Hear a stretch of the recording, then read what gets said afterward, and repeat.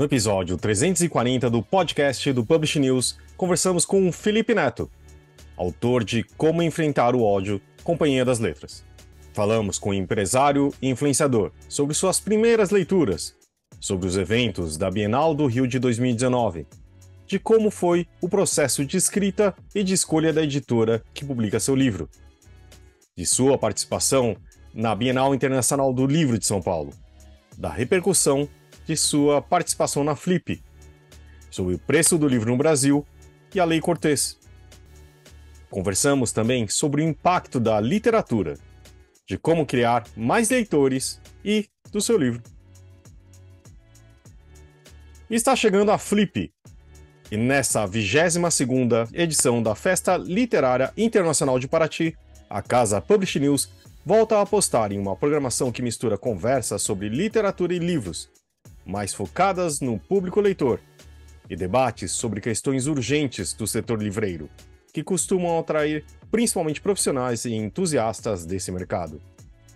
A casa estará no mesmo local dos anos anteriores, na Rua do Comércio, e receberá vários escritores: Socorro Acioli, Chay Suruí, Calaf Epalonga, Tom Farias, Kiuzan de Oliveira, Natália Zucala, são alguns dos nomes confirmados. E as mesas voltadas a debater o setor editorial receberão, entre outros, Fabiano Piuba, secretário de Formação, Livro e Leitura do Ministério da Cultura; Rui Campos, diretor da Associação Nacional de Livrarias e sócio da Livraria da Travessa. Nesse ano, a casa Publish News terá como patrocinadores master CBL, Grupo Elo Editorial e MVB. Patrocínio da Abre Livros, Alta Books, Bookwire, Carreira Literária, DBA, Trumon Livraria, Editora da Ponte, Labrador, Maralto, Nesp, Radar de Licitações e Um Livro. E apoio da Gráfica Viena e do Sesc. Acompanhe o site, a newsletter e os perfis do PN para ter todas as informações. Te esperamos lá na casa. E esse podcast é um oferecimento da MVB Brasil, empresa que traz soluções em tecnologia para o mercado do livro. Além da MetaBooks, reconhecida plataforma de metadados, a MVB oferece para o mercado brasileiro o único serviço de EDI exclusivo para o negócio do livro. Com a PubNet, o seu processo de pedidos ganha mais eficiência. E já ouviu falar em POD? Impressão sob demanda? Nossos parceiros da Livro são referência dessa tecnologia no Brasil, que permite vender primeiro e imprimir depois, reduzindo custos com estoque, armazenamento e distribuição. Com o POD da Livro, você disponibiliza 100% do seu catálogo sem perder nenhuma venda. E também com o apoio da CBL. A Câmara Brasileira do Livro representa editores, livreiros, distribuidores e demais profissionais do setor, e atua para promover o acesso ao livro e a democratização da leitura no Brasil. É a agência brasileira do ISBN, e possui uma plataforma digital que oferece serviços como ISBN, código de barras, ficha catalográfica, registro de direito autoral e carta de exclusividade. Esse é o episódio 340 do podcast do Publish News, do dia 30 de setembro de 2024, gravado no dia 25. Eu sou o Fábio Errara, e esse episódio conta com a participação de Thalita Facchini e Guilherme Sobota. E não se esqueça de assinar a nossa newsletter, nos seguir nas redes sociais, Instagram, LinkedIn, YouTube, Facebook e TikTok, todos os dias com novos conteúdos para você. E agora, Felipe Neto. Estamos aqui com Felipe Neto, que talvez você tenha ouvido falar se você não mora numa caverna. Agora também dentro das suas... Quer dizer, isso já aconteceu, mas com um autor best-seller também, né? De ter feito uma pré-venda incrivelmente bem sucedida e continua aí na lista de mais vendidos aqui. E obrigado pelo seu tempo aqui, Felipe. Imagina, obrigado pelo convite, é uma honra estar aqui, Publish News, há tantos anos, né? Trabalhando dentro desse mercado que é tão importante, né, para a humanidade. Obrigado por me receberem. E acho que começar por uma pergunta que a gente geralmente faz para o pessoal é, antes de falar do seu livro atual, mas eu gostaria de saber como que você começou nas leituras, né? Como você começou a gostar de livros e esse amor que você descreve até no livro, né? Eu sou geração Harry Potter, então 11 aninhos de idade, recebi meu primeiro exemplar da Pedra Filosofal, meu pai me presenteou. Não botou pressão nenhuma, nem meu pai nem minha mãe. Eles sempre tiveram esse trabalho de educação muito bem feito, apesar de separados, né? Não moravam juntos. Minha mãe se formou depois pedagoga, meu pai se formou depois psicólogo. E ele, quando me presenteou, ele não botou pressão, não fez eu... Olha, lê, que depois eu vou te perguntar, qualquer coisa, nada. Ele só me deu e deixou quieto. E eu acabei sendo uma criança curiosa, com 11 anos decidi ver que história era aquela ali, apesar de achar que livros eram um pouco conteúdo de escola, né? A gente tem aquela percepção, é conteúdo de escola, não sei por que meu pai me deu um livro. E eu comecei a ler e, bom, acho que é literalmente isso. Eu comecei a ler e minha vida mudou, assim. Nunca mais eu larguei um livro. Ainda que tenha passado por um processo na educação, na parte da escola, muito difícil com os livros que eram dados na escola, a literatura de ficção e depois evoluindo para não ficção, para biografia, para livro-reportagem e tudo, ela foi constante na minha vida. Então, eu acredito que se não fosse essa introdução jovem, né, muito cedo, talvez eu não tivesse despertado tanto encanto. Mas, sem dúvida, foi porque eu encontrei o livro certo na hora certa que eu comecei essa paixão muito forte pela literatura, que nunca mais parou. E, Felipe, eu já queria passar também pela parte do episódio da Bienal do livro de 2019, né? Que foi bastante marcante. E você, bem como você descreve no seu livro, você já tinha aparecido, por exemplo, no Publish News por conta do seu livro publicado pela Coquetel, o Felipe Neto. Mas foi a partir desse momento da Bienal do livro de 2019 que você ficou mais conhecido realmente do pessoal do livro, até pelas ações que você teve nesse evento. Então, 5 anos depois, como é que você se recorda desse evento na Bienal do Livro do Rio de 2019? E quais foram as suas motivações na época para ter essa ação tão impactante?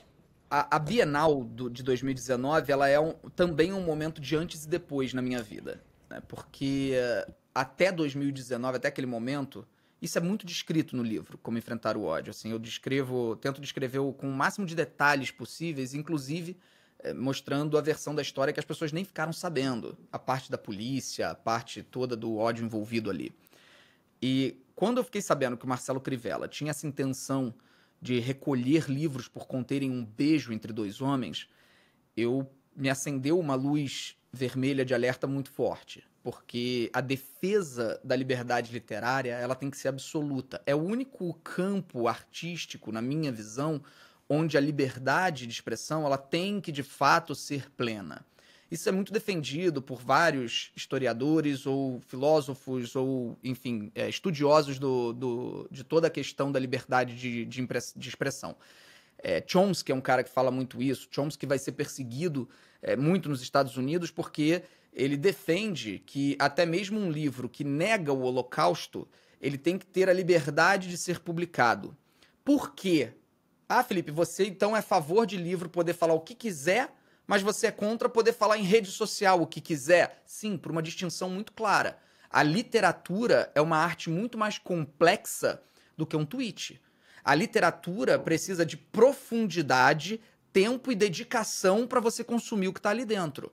Você não influencia de maneira viral através de um livro. Você influencia de maneira viral através de vídeos, através de tweets, através de publicações nas redes sociais. Então, sim, há uma diferença brutal entre os dois estilos. Então, a liberdade literária, para mim, sim, ela tem que ser absoluta. Ela pode ter recomendações, mas ela deve ser livre. Então, quando o Marcelo Crivella proporcionou aquele ato de censura em 2019, a única coisa que eu pensava se ninguém pará-lo, todos os outros prefeitos que se identificam com essa extrema-direita neofascista, que busca esse regime teocrático no Brasil, que quer implementar esse governo pela religião, essas pessoas vão começar a fazer isso em várias cidades. Ele não pode ser bem-sucedido. Eu falei, bom, então no alto dos meus privilégios eu preciso fazer alguma coisa. E aí eu decidi começar aquela campanha de compra de todos os livros com temática LGBTQIA+, para distribuir de graça na Bienal de 2019. E aí chamei as pessoas que estavam lá, que hoje é minha agente literária, né? Alessandra Ruiz, o Everson Chaves, que hoje é editor da Record, e eles operacionalizaram isso lá dentro da Bienal. Foi uma coisa linda, foi um ato de resistência coletivo extraordinário, as pessoas pegando os livros, caminhando pela Bienal, cantando e erguendo aqueles livros. Para mim foi uma das coisas que eu mais me orgulho de ter participado.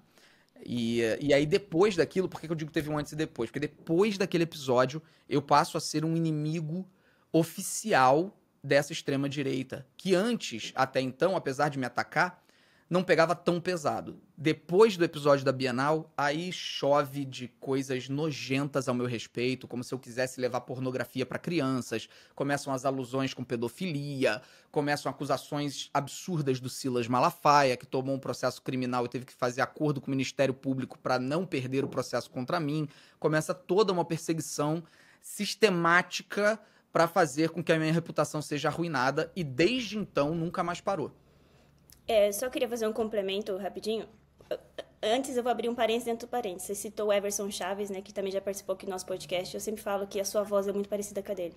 Isso a gente pode até cortar, mas eu sempre tenho isso na minha mente, é muito parecido.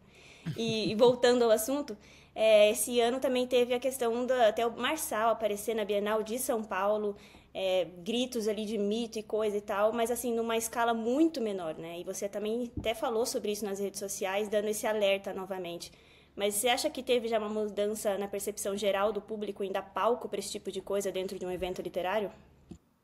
Por mais que o Pablo Marçal demonstre que a força dele não é tão grande assim, pelo menos por enquanto, ele tem que levantar dentro de nós algumas bandeiras de emergência, tá?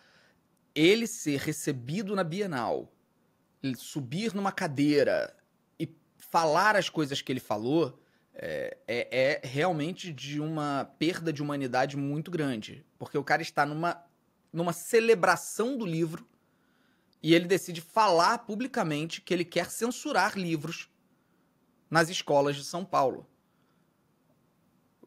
Essa visão, assim, é uma coisa tão ditatorial que é até difícil você argumentar sem perder a cabeça.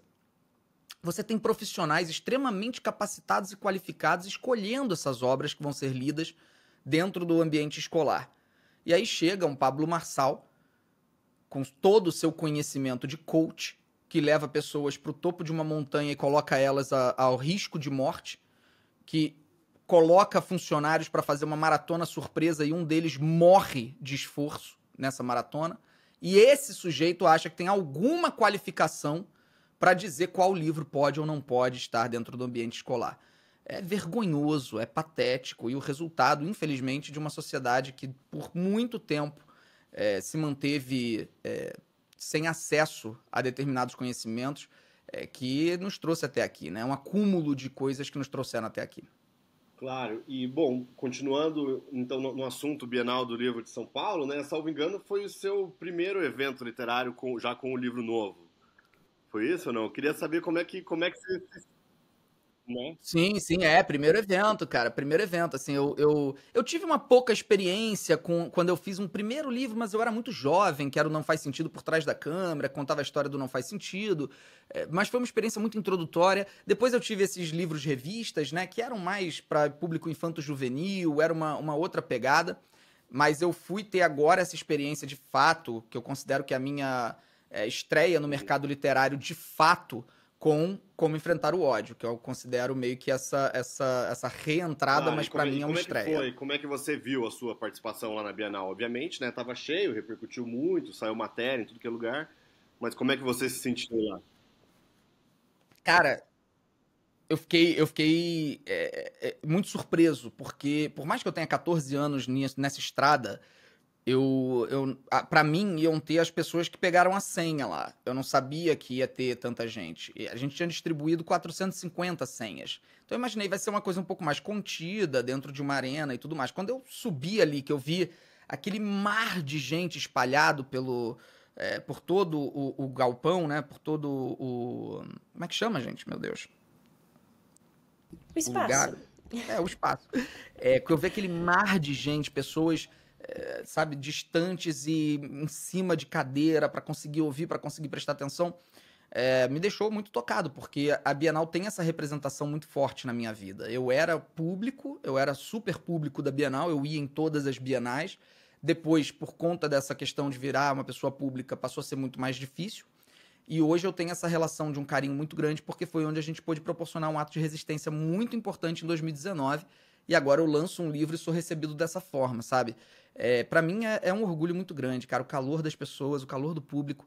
Ver que na vida real, pessoalmente, todo aquele ódio digital, ele não aparece, né? Só aparece mesmo o calor humano.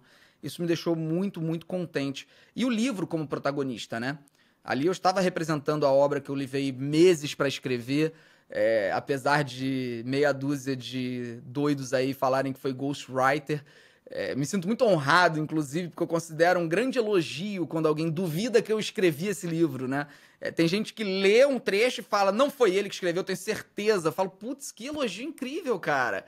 Obrigado mesmo. Mas realmente foi um trabalho muito grande e ter o livro ali como protagonista, quando eu entrei no palco, foi para mim muito forte. As pessoas levantando o livro, para mim foi muito significativo, assim. Aproveitando, já que você falando sobre isso, como foi, quando você decidiu escrever esse livro? Né? Tipo, como foi esse processo? Porque a gente sabe que você é um pouco culpado, né? Escrever um livro não é exatamente como você falou, é complexo. E como que foi a aproximação com a companhia? Bom, na verdade, eu decidi escrever o livro quando a Polícia Civil veio na minha casa. Isso foi ali em 2021, quando eu realmente tive o medo de ser preso e percebi que eu podia virar uma estatística. Porque se eu fosse preso, eu não sei o que aconteceria comigo, né? Eu seria claramente ali um preso político, então seria uma circunstância muito diferente. Então eu temia tanto pela minha liberdade quanto pela minha vida. Então quando a Polícia Civil veio aqui em casa e me informou que eu estava sendo enquadrado na Lei de Segurança Nacional, que eu representava um risco para a segurança nacional do Brasil, ali eu falei, bom, eu acho que a coisa fechou e, enfim, alguma coisa vai acontecer. E eu preciso registrar essas coisas porque eu preciso contar essa história. Até para que outras pessoas que possam vir depois de mim, outros influenciadores, outros artistas, possam aprender com seja lá o que for que eu vou enfrentar. Aí eu comecei a anotar as coisas, anotar tudo, para não perder essa linha do tempo. Mas só fui começar a escrever de fato na virada de 2023. Porque ali eu me senti pronto o suficiente e amadurecido o suficiente para colocar em palavras a minha transformação pessoal e essa transformação que o Brasil passou nos últimos 10, 11 anos, né? Desde o início de 2013, com a ascensão das manifestações e a guinada do Brasil para que esse ódio começasse a ser mais aberto, mais falado, mais gritado, culminando na eleição do Jair Bolsonaro e passando e chegando até a derrota dele. Então eu precisava, de alguma forma, misturar a minha parte da história, que é o meu desligamento do ódio, com o Brasil fervilhando e virando um vulcão em ebulição. E aí eu escrevi, enfim, quando eu estava com 70% do livro pronto, a minha agente, que é a Alessandra, ela decidiu, olha, a gente vai fazer o seguinte, eu vou oferecer o livro no mercado, vou entrar em contato com as editoras, e vou falar, o Felipe tá com esse projeto, e ver quais editoras vão se interessar, e a gente faz o sistema aqui, que é um sistema até tradicional no mercado literário, de você ouvir, receber as melhores propostas, né, e você seguir o caminho que você achar mais condizente com o que você quer produzir. E aí, cara, assim, eu no início falei, bom, eu não sei se isso vai gerar tanto interesse, assim, das editoras, porque é um livro grande, é um livro longo, não é um livro para o meu público adolescente, que muita gente associa a minha imagem com público adolescente. Então, normalmente, só querem que eu lance produtos que sejam adolescentes. Mas eu tenho um público adulto muito grande. Então, eu falei, bom, não sei. Aí, cara, acabou que a maioria das editoras teve muito interesse, enviaram seus projetos, suas propostas, e aí a Companhia das Letras acabou sendo a que preencheu mais checkzinhos, né, nos requisitos. A gente fez reunião, escolhemos 3 finalistas, fizemos reuniões com as 3 editoras, deixamos muito claro, né, todo o processo, não foi um leilão do tipo, olha, eles me ofereceram tanto, você cobra, não teve nada disso. Foi mesmo uma coisa aberta, falando com eles abertamente. e no fim a gente seguiu com a companhia porque tinha mais a ver com o projeto do livro, principalmente. E eu tô muito orgulhoso dessa decisão, porque eu acho que foi o casamento perfeito. Essa companhia faz um trabalho extraordinário. Eu tô muito feliz com o que eles fizeram até agora. Legal. E Felipe, o mercado do livro, às vezes, ele é conhecido por ser meio refratário, assim, às novidades e participações externas ou algo novo. Como fica meio claro com a matéria do Globo que foi publicada sobre a sua ida a Paraty, né, a Flip, no próximo mês. Como você tem recebido essa recepção? Como que você tem percebido essa notícia, assim, pelo lado do mercado editorial mesmo? Assim, eu entendo até certo ponto. É preciso não ser reducionista. Ou seja, eu não posso pegar... Tem um monte de gente me criticando pela ida à Flip. Eu não posso dizer que todos eles são por um único motivo. Porque não é. Você tem várias nuances aí. Você vai ter pessoas que são, de fato, mais elitistas no campo do conhecimento. Elas acham que esse Olimpo da escrita, ele tem que ser preservado apenas a uma classe específica. Talvez seja o povo que diga que foi o ghostwriter que escreveu, né? Exato, ainda tem também essas pessoas, né? Então tem essa galera, tem a galera que tem um repúdio muito grande ao que é popular, e aí vai criticar não apenas a mim, mas vai criticar outros autores, que às vezes são autores muito populares, que são chamados, e aí critica, porque tem muito autor que precisa do espaço e tal. E não é como se tirasse a minha presença, fosse abrir espaço para mais 20 pessoas, né? Não é assim que funciona a matemática. E tem outros, é óbvio, que estão ali num processo que eu passei muito em 2010. Quando eu começo a gravar vídeos para o YouTube, eu estava num processo muito de frustração. Então tudo que eu fazia era criticar o que fazia sucesso, xingar coisas que eram famosas, aquilo me incomodava, aquilo me tirava do prumo. Por quê? Era uma questão minha, era uma coisa aprofundada em mim. Uma frustração pessoal que virava ódio. Então eu percebo isso em alguns dos comentários também. Pessoas que estão incomodadas com a minha presença na Flip por frustração própria. Eu não vou sentir raiva dessas pessoas, não faz o menor sentido. O que eu posso fazer é pedir para essas pessoas irem lá. Vá lá, peça o microfone, interaja comigo no evento, pergunte algo, nem que seja uma crítica. Pergunta. Eu tô super aberto a qualquer pessoa que seja do nível intelectual a ponto de participar da Flip ou comentar sobre a Flip, que essa pessoa possa vir e me criticar abertamente para que eu possa respondê-la.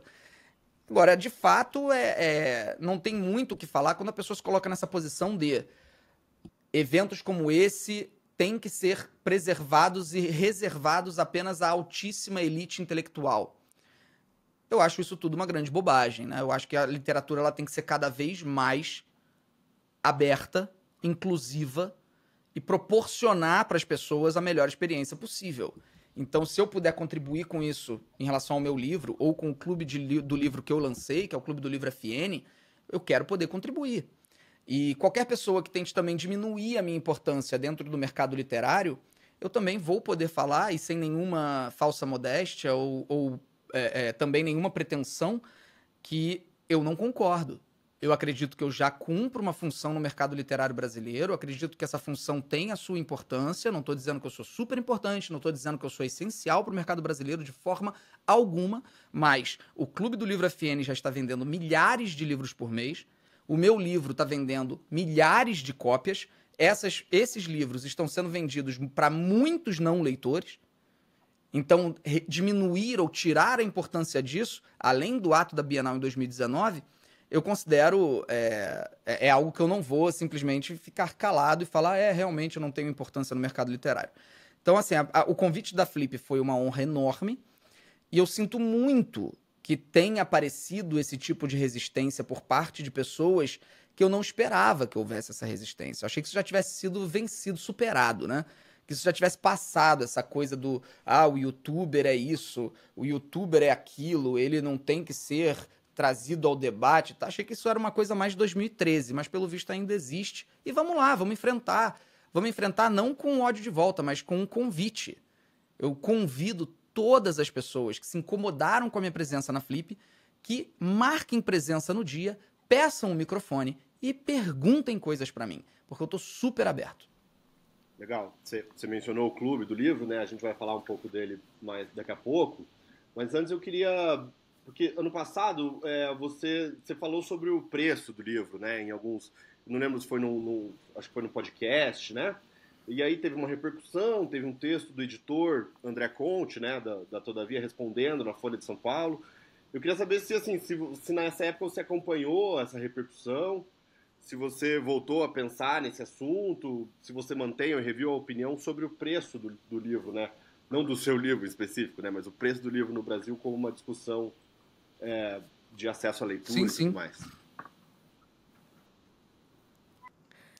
Eu acompanhei, eu concordo com muitas das coisas, discordo de outras. Eu acho que tudo que é tweetado ou blue skyzado, ou seja lá a rede que for, sempre vai ser uma análise superficial, porque não é possível você fazer análises profundas em publicações tão curtas, né? Então é óbvio que quando alguém se propõe a escrever uma coluna inteira de jornal sobre o tema, vai ser muito mais profundo do que 3 tweetadas que eu dei sobre o tema, né? E é óbvio também que tudo tem que ser analisado sob várias óticas e contextos. O que eu queria dizer naquele momento é que, de fato, a gente tem uma incompatibilidade entre o salário mínimo brasileiro e o custo da literatura. O que acaba, no fim das contas, ou pode acabar resultando numa elitização literária. Você tem uma dificuldade maior de atingir camadas mais pobres da população porque não sobra dinheiro no fim do mês para comprar livro. Então, o que eu gostaria de ver são soluções para isso, né? De que formas a gente pode encontrar saídas para esse caminho. E apenas dizer o livro não é caro, o livro tem o preço de 2 ingressos de cinema, para mim, não é a solução para o que eu estou levantando. Eu estou levantando uma questão. Qual é a questão? Livro, hoje, não dá para ser comprado por quem ganha salário mínimo. Quantos brasileiros ganham salário mínimo? Quantas famílias brasileiras estão na classe C, D e E? Principalmente na D e na E. A gente vai restringir a literatura apenas à classe A e B? Então, eu não estou falando que eu tenho a solução. Eu estou levantando o debate. Quando eu vejo alguém responder com isso, com esse argumento, mas é mais barato que cinema. E o livro você vai ficar 1 mês lendo e o cinema são 2 horas de filme. Tá, isso não traz nenhuma solução. Nenhuma. Porque mesmo o livro sendo mais barato que o cinema, comprando 2 ingressos com pipoca e tudo mais, ele continua sendo caro para a realidade do salário mínimo. O cinema também está caro para a realidade do salário mínimo. Apenas equiparar não traz solução alguma. Então, depois, quando eu comecei a conversar com a companhia, tive uma noção um pouco maior de realidade. Então, eu tiraria ali a minha crítica às editoras. Eu acho que hoje é uma realidade muito dura você conseguir fazer com que as edições sejam na proporção certa, que você imprima a quantidade de livros certos, que você cobre o valor para você não ter prejuízo. Um livro tem que pagar outro livro, né? Às vezes um livro tem que pagar 10 livros. É uma matemática doida. E o que a gente está vendo é um monte de livraria fechar também, então a gente também tem um outro problema aí com a entrada do digital. Então tudo isso, obviamente, deixa o debate mais profundo. Eu tiraria minha crítica às editoras, mas ainda não tiro o levantar do problema. Eu considero que o preço do meu livro é alto para a realidade brasileira. Eu não tenho nada a mudar sobre isso, porque não sou eu que escolho o preço do meu livro. É óbvio, né? O mercado tem seus parâmetros, a editora tem seus parâmetros. Mas quando foi apresentada a primeira proposta, que a gente chegou e falou, olha, o livro está com quase 400 páginas. Um lançamento desse no Brasil costuma sair em torno aí de R$ 79,90, R$ 74,90. Eu lutei bastante para que a gente, né, tivesse alguma redução e a companhia também quis que fosse um preço menor. E a realidade é dura, a realidade do mercado literário hoje é dura. E eu não tenho solução para isso. Naquela época eu levantei o problema, mas até hoje eu não tenho uma solução. Não dá também para o mercado se sustentar cobrando apenas R$ 29,90 em todos os livros. É impossível. Então vamos fazer o quê? É um problema complexo. Eu só queria complementar, você também e saber de você se você está a par de soluções que o mercado tenta dar para essa questão de preço de livro ou na saúde do mercado editorial no geral, como, por exemplo, a Lei Cortez. Me explica, por favor, a Lei Cortez, que é capaz de eu já ter me deparado, mas não lembro pelo nome. Porque às vezes a gente ouve falar por aí sobre como lei do preço fixo ou preço comum. Sei. Lei do preço fixo, sei. É implementada na Europa, não é isso? Isso, na Europa, na França, tem em vários países que funciona teoricamente, né? Ajuda realmente o mercado. O problema da lei do preço fixo é que ela é impopular numa primeira lida. Por quê? O brasileiro, a cultura brasileira, ela se acostumou muito com desconto. O Brasil funciona à base de desconto. Quando você conversa com pessoas do varejo, de maneira geral, pessoas que vendem coisas, seja roupa, seja livro, seja peça de computador, quando que vende mais? Cara, é desconto. Ponto. Anunciou desconto, vende. O Brasil está intrinsecamente conectado com desconto. Quando a gente lança um livro, a gente tem um preço de capa, né? Esse preço de capa, normalmente, que vai ser o mais caro daquele livro, que é o preço de lançamento, ele vai sustentar muita coisa da operação. E no Brasil, não há nada que impeça hoje que um revendedor que está na Amazon coloque aquele livro que acabou de ser lançado por R$ 69,90 por R$ 45,90 para divulgar a própria loja. Às vezes o cara só fala assim, eu não quero ter lucro, eu vou pegar esse livro, vou comprar tantos exemplares, eu vou usar como ferramenta de marketing. Eu vou vender por um preço muito mais barato e as pessoas vão ficar sabendo da minha loja. Isso cria uma competição desleal e prejudica todo mundo no fim das contas. Só que para o consumidor, como é que você vai apresentar uma lei que vai falar para o consumidor, a gente vai proibir desconto? O consumidor vai falar, você tá louco? Eu não quero saber, eu quero desconto. Mas aí você tem que explicar. Não, então, deixa eu te explicar. Por ter esses descontos muito rápido, o mercado está quebrando. Se o mercado quebrar, você não vai ter mais livro nenhum. Você não vai ter nem barato, nem caro. Ou você vai ter uma explosão de preços porque vai sobrar só meia dúzia. Só que a pessoa não vai entender isso. Tudo que ela vai ouvir é tão querendo tirar o meu descontinho. Então, a lei do preço fixo, que eu fiquei sabendo, estudei, vi lá na Europa como funciona, ela ajudou muito as editoras do mercado editorial, justamente impedindo, acho que são 2 anos, não é isso, Thalita? Não tenho certeza? Aqui no Brasil seria no máximo 10% de desconto nos primeiros 12 meses de lançamento. E aí seria para todos, né? Livrarias, tanto e Amazon e coisa e tal. É isso, gente. Você, durante um ano do lançamento do livro, você tira a possibilidade de alguém usar aquele livro como ferramenta de marketing ou como ferramenta competitiva para arruinar outra livraria. E você estabelece um parâmetro para você saber, durante um ano, esse é o preço do livro. Tem muita gente que não comprou meu livro, não estou exagerando, tem muita gente que não comprou meu livro até agora porque está esperando desconto. E eu falo para as pessoas, gente, não vai ter desconto. A gente está fazendo um trabalho onde a gente está impedindo os descontos porque a gente acredita justamente nisso. A gente acredita que tem que ser um preço, esse preço tem que ser justo porque quem comprou na pré-venda não pode se sentir lesado, sabe? A pessoa que comprou na pré-venda e lança o livro agora tem desconto. Isso é uma sacanagem. Então a gente vai manter esse preço por pelo menos um ano. Mas as pessoas não acreditam, porque a cultura do desconto no Brasil é tão forte que elas acham que você está falando mentira, que daqui a pouco vai ter um descontinho. Só que já teve uma revendedora na Amazon, quando eu abri o site, estava lá, R$ 45 meu livro. Eu entrei em contato com a Amazon falou, a gente não pode fazer nada. O revendedor pode colocar o preço que ele quiser. Por alguma razão, esse revendedor desistiu. Ele colocou, vendeu e parou, voltou o preço normal. Mas sabe, isso é muito errado. E não adianta tentar explicar de uma maneira simples, porque o problema não é simples. Repara como tudo a gente fica dando volta e volta para a mesma questão. Problemas complexos. Respostas não são simples. Então a gente precisa, sim, eu sou defensor dessa lei. Eu acredito que no final o que a gente vai ter é uma redução do preço médio do livro, que é o que a gente está buscando no final das contas, é a redução do preço médio. Para isso, se a gente tiver que manter um livro com o mesmo valor durante um ano, gente, vamos fazer. E os outros livros vão ter descontos um pouco mais agressivos. Vamos fazer. Mas eu acho que vai ser difícil, viu? A popularidade dessa lei é bem baixa. Acredito que vai ser difícil. Vamos torcer. A leitura tá muito boa nesse assunto, assim, porque bem alinhado também com as leituras que a gente tem visto de dentro do mercado.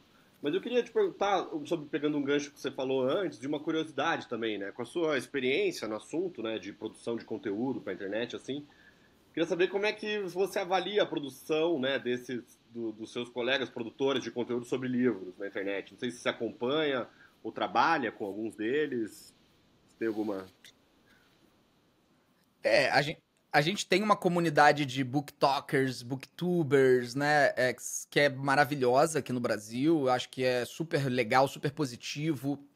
E eu conheço já alguns deles estão dentro do Clube do Livro FN, né, como o Paulo Hatz, a Dayara Martins, a Isabela Lubrano, fazem parte do Clube FN. Quando você assina o clube, você tem conteúdos dessas pessoas exclusivos sobre a leitura do mês. Eu pude conhecer um pouco mais desse mundo, né, de produção de conteúdo literário. Cara, eu acho fascinante, eu acho incrível, porque despertar interesse pela literatura tinha que ser a função de todo cidadão. Todo cidadão. Isso é um conceito da Grécia Antiga. Os gregos antigos, eles tinham muito essa ligação com o despertar do interesse. Você levar esse despertar do interesse para a juventude. E hoje a gente tem um distanciamento muito grande entre, principalmente, a juventude e a literatura, pelo menos em muitas das áreas onde eu olhei. E ter esses influenciadores é fundamental. O que eu gostaria de ver um pouco mais é uma participação mais ativa daqueles que são os influenciadores de massa, não estão no mercado literário, né? Influenciadores que não são de livros. Seria muito bom ver essas pessoas falando sobre um livro. Fala de um livro, fala de algo que você leu e gostou. Recomenda livro, porque é o que eu sempre digo, gente. Para todo mundo que está escutando, que possa trabalhar com livro, que trabalhe com livraria, com editora, com mercado de maneira geral, não há nada mais importante dentre todas as artes e toda a comunicação humana do que a literatura. Nada. Ah, Felipe, você está então qualificando as artes? Estou sim. Não há nada mais importante. É a nossa tradição centenária de passagem de conhecimento. E, sem dúvida alguma, a forma mais produtiva de absorção de conteúdo. Então, é onde você consegue, de fato, desenvolver a capacidade humana. Eu gosto de dizer que ler é criar, porque a leitura ela é a única arte onde você é coautor. Ou seja, o espectador ele é coautor de qualquer obra literária, porque ele tem a função de imaginar. Tudo que ele está lendo, ele está criando. Quando você está vendo um filme, ou vendo algo, ouvindo algo, a experiência ela é muito mais completa. Na literatura, você é parte ativa da criação. Então, isso é o que faz o desenvolvimento de muitas das nossas capacidades, até cognitivas. Então, o que vai trazer para a gente uma maior criatividade, não vai... Filme vai ter sua função, série vai ter sua função, novela tem sua função, mas nenhuma delas tem a mais importância na formação criativa do que a leitura. Quando você vai desenvolver a empatia, vai ser a literatura que vai te fazer enxergar o mundo pelos olhos de outras pessoas. Isso é uma frase de Neil Gaiman, que está no prefácio do Fahrenheit 451, que ele fala justamente isso, que a literatura é a forma de desenvolvimento empático quando você começa a poder vislumbrar novos mundos e novas perspectivas sob os olhos de outras pessoas. E isso é algo único também. Então, sinta-se muito honrado se você trabalha com literatura. Porque não é colocando o livro num pedestal sagrado pra gente venerar e tratar como, né, aquela coisa que não pode ser rabiscada, que tem toda uma... Não é isso. Mas é a importância da literatura na vida humana. Nada é mais importante dentre todas as artes e toda a comunicação. Então eu quero muito poder ver mais influenciadores dando pelo menos um conselho. Leia esse livro. Seria tão bom. Felipe, já você falou, claro, da importância da leitura, né? E, claro, não é a primeira vez que você fala sobre isso de uma forma muito clara. Claro, você tem essa iniciativa do Clube de Leitura do FN, né? Mas o que você acha que falta? A gente acha que começou algumas coisas que o Brasil se torne uma nação leitora. Olha, é muito profundo, porque aí a gente tem que falar de escola, a gente tem que falar de cultura, a gente tem que falar de história, é muita coisa, né? A gente não muda um cenário cultural de tão profunda complexidade só com uma ação política, né? E nós precisamos de muitas ações. Eu acredito que uma dessas ações, que é muito controversa e que está gerando um puta debate, eu já tinha comentado sobre isso anos atrás, eu voltei a comentar esse ano, e tanto anos atrás quanto esse ano gerou polêmica, debate, colunas nos jornais, que é a questão da introdução literária nas escolas. Existem duas formas de tratar desse assunto. Eu continuo acreditando na forma que eu acreditava lá atrás e que eu defendi novamente esse ano. Eu não acho que crianças, e é muito importante enfatizar isso, crianças, pré-adolescentes ou adolescentes antes do ensino médio deveriam ter a obrigação da leitura que não é minimamente prazerosa. Felipe, você tá errado, escola não tem que ser prazer, escola não tem... Tá, ok, a sua visão eu respeito muito, mas não é a minha. A minha visão é que a introdução à literatura é uma das coisas mais importantes do desenvolvimento humano. E a gente tratar isso com qualquer barreira que crie um impedimento entre o despertar da criança e a literatura, para mim é um problema grave, inclusive. Essa é a minha visão. Então você colocar como eu fui colocado, você colocar uma criança de 13 anos para ler o Guarani, para mim, é um absurdo. Felipe, eu discordo, eu acho que o Guarani tem que ser introduzido sim, nós temos que respeitar os clássicos, ele precisa estar na mente do jovem, não sei o quê. Ok. Deixa eu só fazer uma pergunta, então. Tá funcionando? Essa é a pergunta que eu faço. Tá sim, eu gostei, eu conheci por Machado de Assis, com 13, 14 anos, eu comecei por Machado de Assis e hoje eu sou um ávido leitor. Beleza. 86% da população brasileira não comprou nenhuma unidade de livro em 2022. Eu vou repetir a pergunta. Tá funcionando? Gente, não tá funcionando. Ou a gente começa a ver onde tem que mudar, ou a gente senta em cima desse conservadorismo de dizer, não, tá tudo certo porque é sagrado. Não tem que mudar porque é sagrado. Então eu fui obrigado a ler obras na escola que eu não estava preparado para ler, e por não estar preparado achei horrível. Criei resistência ao período do realismo brasileiro até os meus 30 anos. Eu só fui descobrir Machado e sua genialidade aos 30 anos. Porque eu tinha tentado ler com 13, com 14, achei horrível e desisti. E pro resto da vida achei que fosse tratar Machado como superestimado. Olha isso. E aí com 30 e poucos anos eu falei, não, deixa eu tentar entender por que falam tão bem. Peguei para ler Dom Casmurro, falei, isso é do nível de Shakespeare. Isso é do nível de Tolstói, que eu já tinha descoberto. Isso é do nível de Dostoiévski. Isso é do nível de Kafka. Nós temos um autor brasileiro que deveria estar no alto panteão dos deuses da literatura, que é Machado de Assis. Isso é brilhante. Só que eu não tinha como ver isso com 13 anos. Então eu acho que um dos passos é esse. Eu defendo muito que o professor de literatura ele pare de se ver como professor de literatura e ele passe a se enxergar como um ativo impulsionador da leitura. A formalidade no período pré-ensino médio, na minha visão, tem gerado mais problemas do que soluções. Ah, Felipe, mas e no ensino médio? Ensino médio, infelizmente, a gente tem uma educação que é inteiramente voltada para o Enem, que é inteiramente voltada para respostas em prova. Eu entendo que tenha que seguir determinadas coisas, ok, beleza. Eu tô falando da infância e da introdução literária. Então eu defendo muito isso. E, de novo, é só um dos pontos que a gente poderia mudar para tentar melhorar o cenário de literatura no Brasil. Tem muitos outros que passa, como a lei que a gente acabou de comentar, e com outras medidas que podem acontecer também, até de impulsionamento, né, do próprio governo para incentivo literário, desenvolvimento de bibliotecas públicas, desenvolvimento e investimento nas pessoas pesquisarem, saberem, pegarem livros. Tem muita gente que não sabe, tem muita gente que não faz a mínima ideia que tem uma biblioteca próxima da casa dela que ela pode pegar um livro de graça. Não faz ideia. Então, gente, porque não tem conscientização, não tem trabalho de realmente mostrar para o povo como fazer isso. Então, essas são áreas que eu atuaria. Se eu pudesse, se eu tivesse a caneta na mão, Legal. seriam áreas onde eu atuaria. Também o Clube do Livro, né? O Clube do Livro FN que você criou e que já, né, como você mencionou também, já teve impacto, inclusive nas listas de mais vendidos, né? Mais de uma vez. Como é que você criou, como é que foi a ideia de criar o livro, de criar o clube, como é que ele vem enrolando aí nos últimos tempos?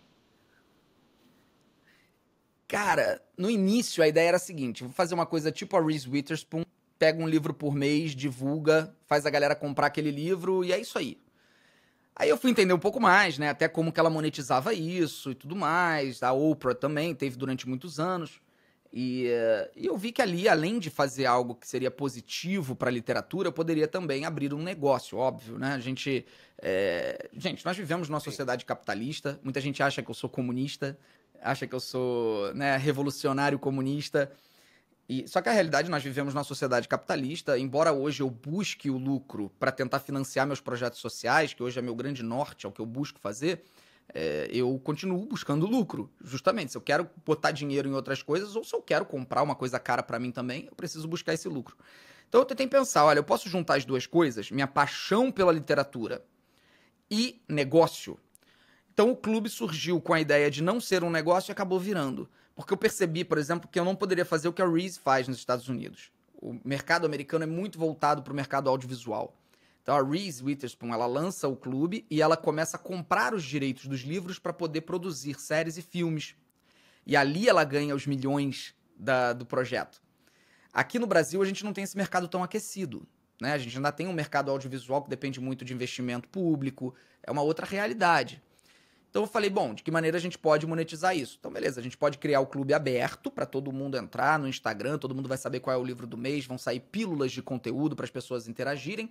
Mas a gente pode criar um conteúdo premium que vai ser uma imersão diferente no livro e fazer isso para assinantes e sem cobrar uma fortuna.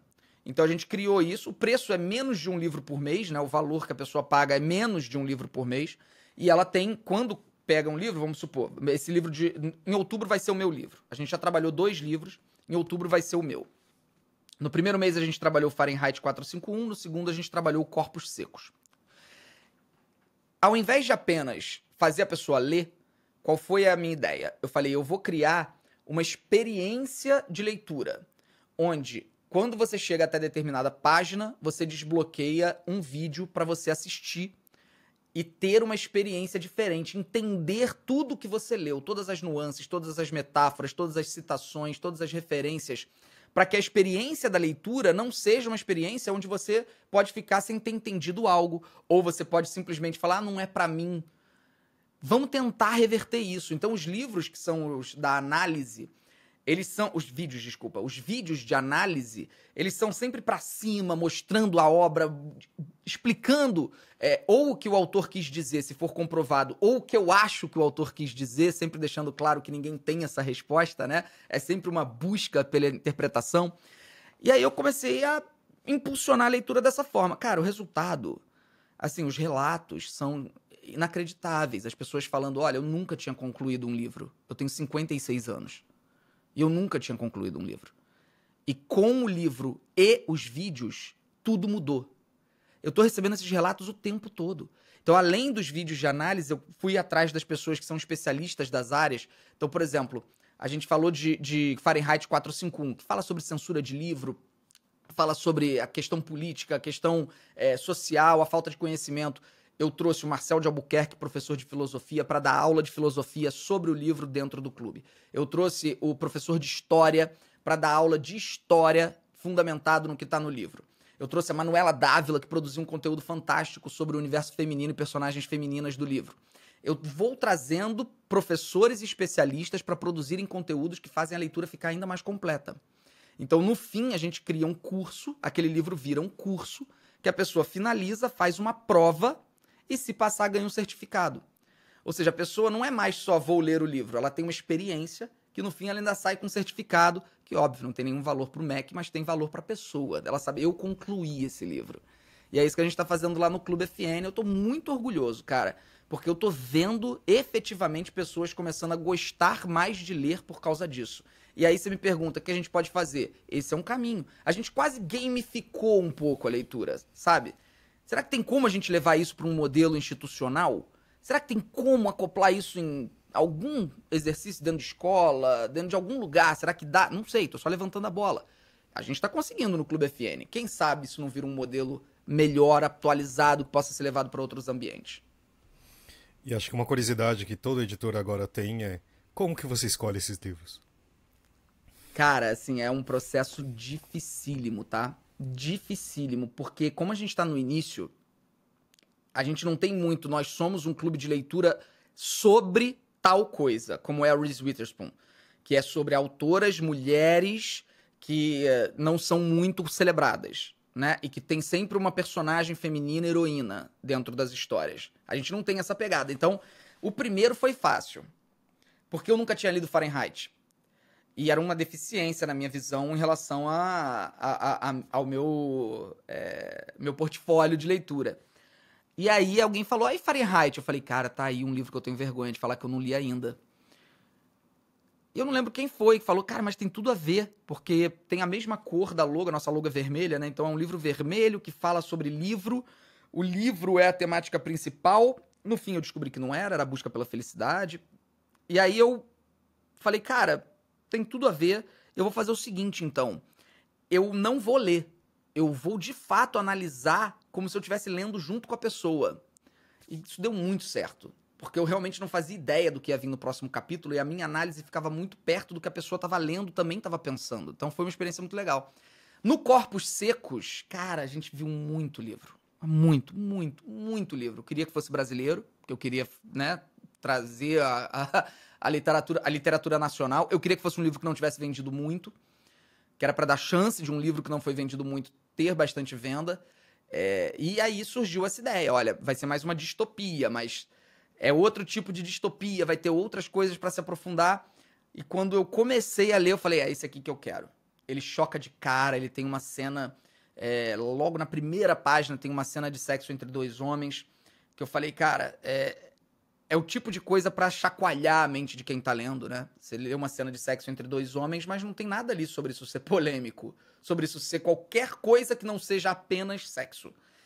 E aí eu, obviamente, com todos os avisos de que o clube ele é recomendado para maiores de 18 anos, que se você tem menos de 18 anos, peça pro responsável ler antes a obra, né? Não saia pegando e lendo e tudo, fazendo os avisos necessários, a gente escolheu Corpos Secos. Foi uma decisão acertadíssima, cara. Acertadíssima. Apesar de que no final eu falei pros autores, olha só, vocês lancem esse 2 logo, porque eu estou aqui com me deu uma úlcera por vocês terem terminado o livro com tudo em aberto. Então vocês façam um favor. E aí vai ter o 2, né? Sem data ainda, mas vai ter o 2. E aqui, no nosso momento MVB, eu não te perguntei antes, mas a gente vai mudar para MVB América Latina ou a gente continua falando MVB Brasil, senhor Ricardo Costa? Tudo bem? Tudo bom, Fábio? Fala aí, pessoal. Pois é, agora é MVB América Latina. Vamos mudar para MVB América Latina. A gente já explicou aqui antes, mas só para passar rapidamente, porque Ricardo também, e a MVB principalmente, tem outros, não só no Brasil, mas no mercado da Latinoamérica, está com uma presença importante já em outros países, né? Tipo, México, eu vou falar besteira, então eu vou deixar você falar, Ricardo. A gente já está no México, assim, estabelecido, né? Já temos uma base de dados lá estabelecida, tem uma equipe, e estamos em conversas no Chile, conversas adiantadas. Também temos uma conversa na Colômbia e já estivemos visitando a Argentina, conversando com vários editores ali.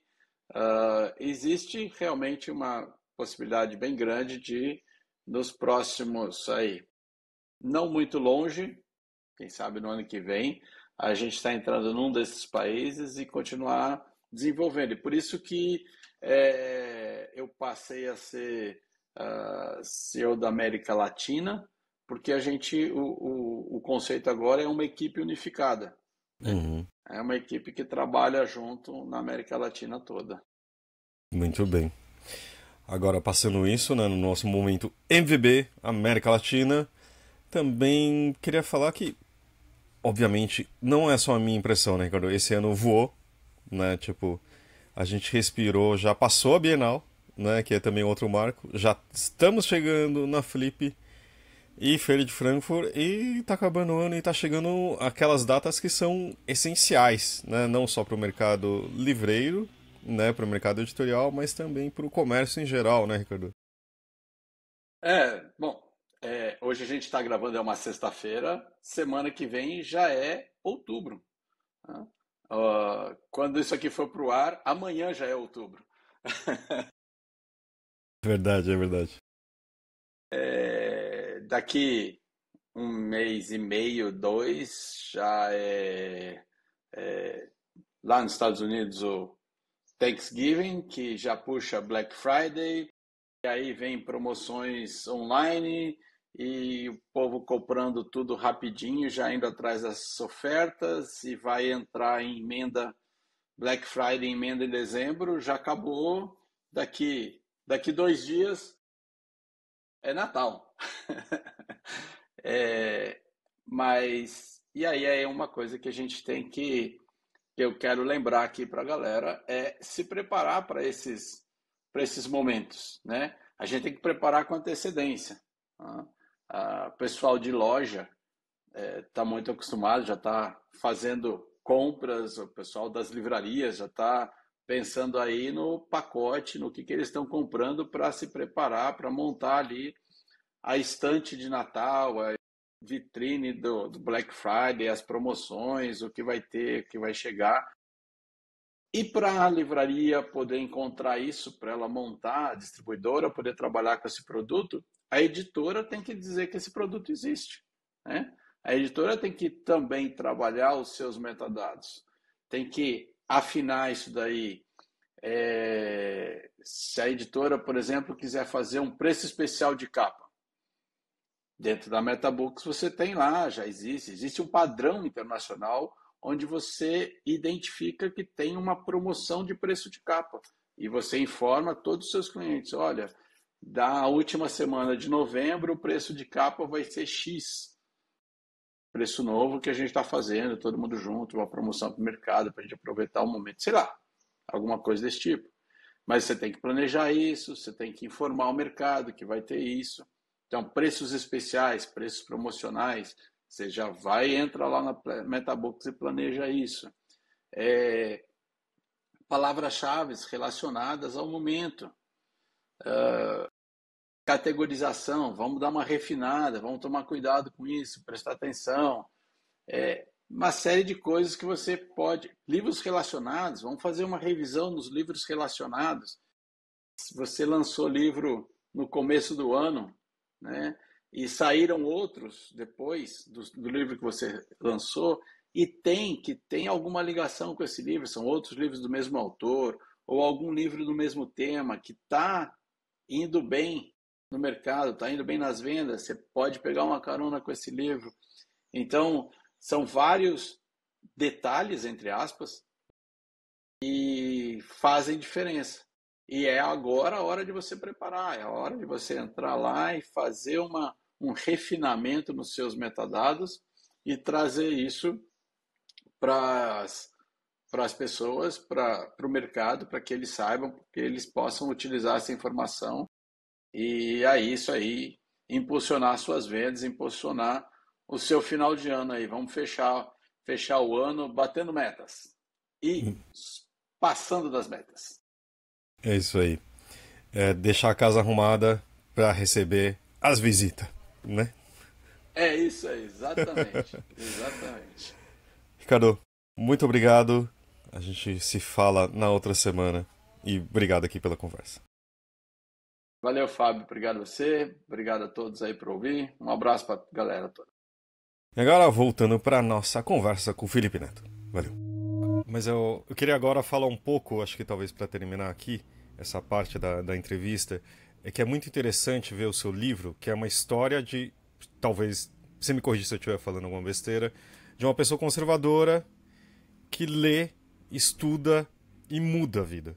Né? E claro que tem toda a questão do ódio, de como isso afeta a sua vida, mas é uma história que a gente viu acontecer muito ao nosso redor. Né? Quando pensou no livro, ou terminou, ou quando você estava escrevendo, você pensou também na possibilidade que um livro pode transformar a vida das pessoas? Com certeza. Eu não tenho nenhuma pretensão de transformar a vida das pessoas. Eu tenho a pretensão de talvez ser apenas uma faísca, né? O que as nossas influências causam são faíscas. Ou seja, seja um filme, uma série, um livro, nada por si só, sozinho, tem o poder tão transformador a ponto de fazer você virar uma pessoa 100% diferente. Alguns livros vão ter uma influência maior do que outros, sem dúvida.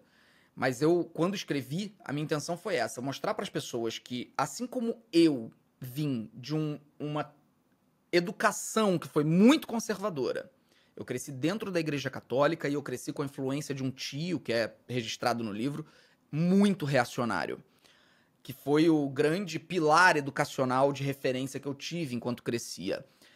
Assim como eu venci e superei isso através da leitura e do estudo, outras pessoas podem trilhar esse caminho também. Então esse foi o meu objetivo quando eu escrevi a minha parte, ou seja, a parte que fala de mim no livro. E, cara, assim, eu tenho algumas referências que, de fato, foram muito transformadoras para mim, que foi, principalmente, o Eduardo Galeano, né, com Veias Abertas, da América Latina. Aí você diz, foi um livro que mudou você 100%? Lógico que não, até porque para chegar no livro, eu já vinha num processo de transformação. Mas é um livro, cara, que, sem dúvida, me deu um chute na bunda absurdo. Livros do Chomsky, que eu realmente sou grande admirador, e é isso, acho que a literatura ela é transformadora. E ela tem essa capacidade também de proteção da sociedade. A literatura ela é como um escudo, desde que ela seja utilizada por muita gente. Se a gente tiver uma sociedade leitora, essa sociedade fica imune a Pablo Marçais. Porque ela se torna uma sociedade crítica e uma sociedade informada.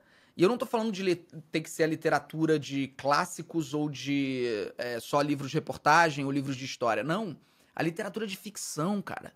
Se você lê livros de ficção, você tem uma tendência a desenvolvimento de empatia e desenvolvimento de olhar o mundo com outros olhos. E você se torna mais resistente a esse tipo de idiota que surge querendo ser o salvador da pátria, dizendo que vai mudar tudo e tudo mais. Então a literatura ela é protetora de uma sociedade. E a gente precisa que ela se expanda. Então isso virou meio que uma missão de vida para mim, também por ver essa ascensão neofascista no país. Felipe, antes a gente queria só fazer agora um bate-bola sobre o mundo que a gente está falando, né? O mundo dos livros. E a gente queria fazer umas perguntinhas para você, tudo bem? Claro, lógico. Vamos lá então, primeira. O que você está lendo agora? Olha, nesse exato instante, eu acabei um livro hoje que foi... Peraí. Políticas do Encanto. Excelente, por sinal. Curiosamente, eu tô nele. Paolo Demuru. Eu recebi esse livro de presente do próprio autor. Me interessei, li, achei fantástico. De ficção, eu tô lendo agora, porque eu leio ficção antes de dormir e não ficção ao longo do dia. Então, não ficção, eu leio uma cacetada, porque vai sendo um atrás do outro, referência, estudo. E aí a ficção é sempre, leio uns 3 por mês, 4 por mês, que eu leio antes de dormir. Eu tô lendo um do Harlan Coben, que é do Win. O nome do personagem é Win, acho que o nome do livro é Win também. É isso mesmo, é Win. Tô achando interessante. Eu acho o Harlan Coben um bom escritor para iniciantes, e aí eu gosto de ler os livros dele para poder dizer para leitores iniciantes, esse aqui vale, esse aqui é bom, esse aqui é legal. Não acho um gênio, né, obviamente, mas acho um leitor eficaz. E vende muito livro, né? A gente precisa de gente que venda muito livro. Então tô lendo o Win dele. E, cara, tem uma lista de livros para ler que é gigantesca. Um livro que sempre tá na sua cabeceira. Um livro de cabeceira. Cara, assim, livro que eu li várias vezes. Assim, livro de cabeceira que eu vira e mexe, dou uma consultada, dou uma relida em alguma coisa, eu diria que seria A Metamorfose. E... é difícil, assim. Tem tantos livros que são essas referências pra mim. Eu tenho livros do Dom Casmurro que ficam do lado da minha cama. Vou botar Metamorfose. Vou botar Metamorfose, que é um livro que eu não canso. E se você pudesse dar uma dica para ler mais? Desconectar. Bom, isso é fato, né? A maior distração da humanidade é o aparelho celular. A gente tem uma dificuldade muito grande de se desconectar dele. E aí o que eu sugiro é, pega esse momento e tenta se conectar com você mesmo. Dá uma desligada, se não puder desligar, deixa ele num canto carregando. E aí fala, não vou olhar pra ele durante meia horinha, meia hora, você não vai morrer. Não vai morrer. Meia hora você lê 30 páginas tranquilo. Leia 20, que seja, leia mais devagar, leia 20 páginas. Deixa o celular ali quietinho, pega o livro, se concentra só nele. É talvez a forma mais eficiente de você recondicionar seu cérebro, que hoje, com certeza, provavelmente, deve estar viciado em dopamina. Então você precisa ter essa quebra para conseguir se concentrar na leitura. O que foi mais difícil no processo de escrever e publicar um livro? Relembrar as perseguições, as ameaças de morte, a ameaça de morte contra minha mãe, a minha mãe tendo que sair do país por causa disso, ficando longe de mim por meses, o delegado que me acusou de corrupção de menores, oficialmente, sem ter nada, absolutamente nada que justificasse, tanto que ele me acusa de corrupção de menores porque eu falava palavrão. Esse mesmo delegado, ele me indicia por crime contra a segurança nacional e ele se recusa a investigar a ameaça de morte contra minha mãe, o mesmo delegado. Reviver essas dores e essa angústia foi muito forte, principalmente por saber que esse delegado não teve absolutamente nenhuma justiça que aconteceu a respeito dele. Ele continua na polícia, ele continua bem. Reviver os momentos mais duros da minha vida foi bem complicado. Agora, na parte técnica, eu acho que a parte mais difícil foi a edição. Porque o livro ficou com 650 páginas. E aí, quando foi para o trabalho editorial, do trabalho da edição da companhia, a gente tinha um desafio gigantesco, que era reduzir isso quase pela metade. Então foi duro, foi muito, muito duro. Muita coisa que eu queria manter, que eu tive que tirar, porque era realmente, não tem como. Eu queria muito que o livro tivesse a versão estendida. O que você jamais leria? Nada. Porque o poder da literatura é justamente esse. Quando você atinge determinada visão crítica, você pode ler qualquer coisa sem se contaminar por aquilo, tendo como verdade absoluta. Eu tenho um livro que eu li que fala sobre o liberalismo e a importância, foi escrito na década de 60, e a importância do liberalismo na luta contra o marxismo cultural. E eu li esse livro, porque eu preciso entender como funciona a mente dessas pessoas. O livro é horrível. Ele é de um revisionismo porco absoluto. Ele sabe, é uma coisa assim aterrorizante, mas eu li do início ao fim. Eu li um livro eu li O Segredo, aquele livro que para mim assim é uma das piores coisas já escritas na humanidade, é O Segredo, né, que fala que é só você mentalizar que as coisas vão acontecer. O livro conta a história de uma mulher que recebia muitas contas para pagar e ela começa a mentalizar para o universo que aquilo na verdade era dinheiro que ela estava recebendo. E ela recebia uma conta e agradecia. Obrigado, universo, obrigado, olha que lindo, que maravilhoso. E aí o livro conta que depois de uns meses ela começou a receber cheques por correio. Eu li esse livro. Por quê? Porque senão como é que eu vou criticar? Como é que eu vou saber dessa história que eu acabei de contar para poder criticar o livro, né? Então, acho que não teria nada que eu diria assim, não, eu jamais leria esse livro. Li vários trechos do Mein Kampf, que é talvez a pior obra literária da história da humanidade, né, que é o livro de Hitler. Embora nunca tenha lido ele inteiro, né, como um livro normal, já li vários trechos, em estudos, em tudo. Então, não tem nada que eu não leria. Qual a sua livraria preferida? Travessa. Mas assim, por um acaso, assim, a Travessa que tem aqui na Barra da Tijuca, no Rio de Janeiro, é espetacular. E aí eu sou bastante fã dela, eu gosto muito de ir lá. Como e onde você compra livro? Olha, nas duas coisas. Eu compro online e compro na Travessa, né? Então eu tenho eu gosto de ir na Travessa para descobrir livro. Então a experiência da livraria para mim é uma experiência de descoberta. Eu vou pra lá pra folhear, sentir cheiro, vou olhar a capa, ver sobre o que é o livro, me interessar e comprar. Foi assim que eu comprei esse Harlan Coben, inclusive, que eu tô lendo agora. E no digital, na Amazon, eu vou comprar aqueles livros que são recomendação, né? Livros que a pessoa fala assim, lê esse livro que é importante. Aí eu entro rapidinho, compro, e não vou esperar ir até a livraria pra comprar, mas é isso, eu compro eu diria que eu até compro mais na livraria física do que na digital, porque quando eu vou na livraria física eu volto com um monte. E agora você levanta uma curiosidade nossa. Você pensa nessa versão estendida mesmo? Ou você já tem outro trabalho aí em andamento? Pô, cara, acho que não chegamos a conversar sobre isso. Acho que ficaria um livro grande demais, e aí acho que não tem muita demanda pra isso. Seria um calhamaço de 600 e poucas páginas. Acho que não vai rolar, não. Mas você já tem alguma outra coisa aí em escrita? Cara, muitas. Não, escrito tem, né? Porque muita coisa não foi pro livro, mas eu não sei se o caminho que eu quero seguir é o só de escrever não ficção. Eu tenho um encantamento muito grande por ficção. A quantidade de livros de ficção que eu já li na minha vida é uma coisa absurda. Eu leio desde ficção científica antiga até literatura teen desse século, que seria, sei lá, eu li todos os livros da saga A Seleção, sobre princesas, né, que vai ser escolhida pelo príncipe. Eu tenho um apego muito grande com a ficção, então eu não sei, eu sinto que um dia eu ainda quero publicar livros de ficção. Então eu não sei qual vai ser o meu próximo passo no mercado literário, mas sem dúvida vai ter próximos passos. Felipe, queria agradecer aqui. Foi uma conversa super bacana, muito boa. Te ouvir falar sobre livros e com essa paixão que você tem. Realmente valeu pelo seu tempo aí passar com a gente. Valeu, gente. Obrigado pelo convite. Comprem Como Enfrentar o Ódio, quem estiver ouvindo aí, quem estiver assistindo.